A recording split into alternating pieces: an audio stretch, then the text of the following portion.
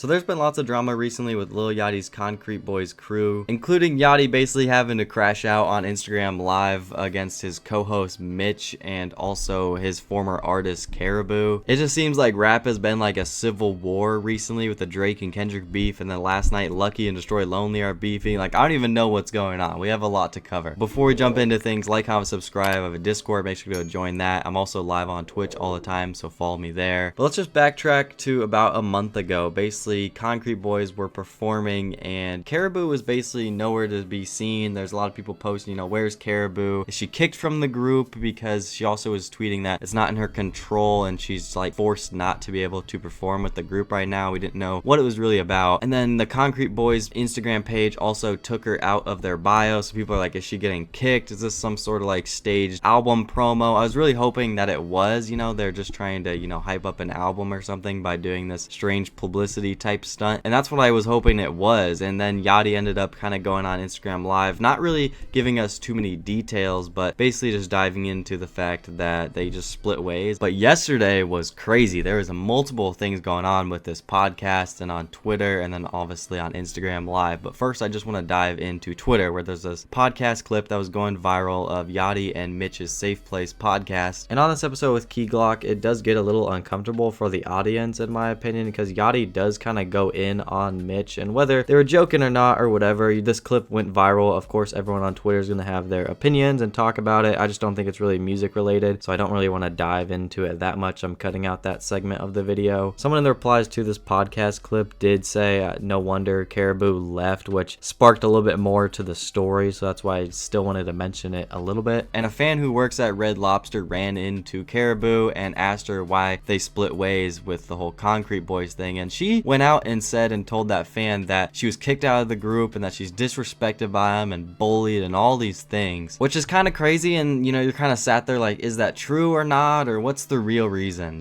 Seems like everyone has their own story, and that is when Lil Yachty last night goes on Instagram Live. He's had enough. He looked like he had built up anger from the internet and all these situations going on, and I fully understand. So the first thing he talks about, and he goes in on Karahbooo, because my jaw just dropped when I was watching these clips. And this first one is about that she's just lying about all this and that she's the one who's verbally abusive. She thinks she's above Lil Yachty's security guards or talks crazy to the label. I'll just start playing them here. We'll dive into them. How you verbally abuse people. Alright? Don't get on here and make it seem like niggas kicked you out. Bro, go ahead and tell people how you talk to people.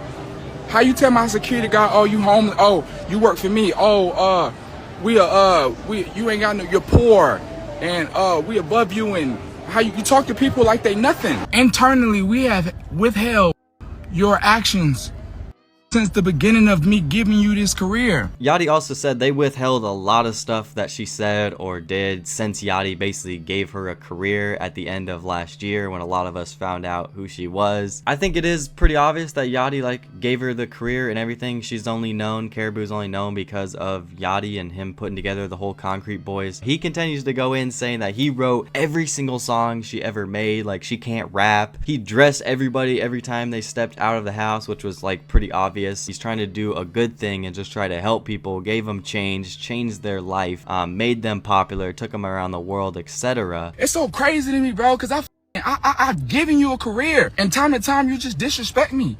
I wrote every fucking verse you've done. I dressed you. I dressed all 5 of y'all, bro. I put an outfit on everybody. I put 8-carat earrings in everybody's ear. I put 3 chains on all y'all neck. We bought a Cartier watch. I gave you that chrome Rolex. Bro, you the most you was watching tables. You disrespectful, bro. You talk to people crazy. You tell people that they are nothing. You tell people you gonna spit on them. You tell people they poor, and you talk to my fucking label crazy. I've been nothing but loving and caring and paid your bills and gave you money and took you around the world.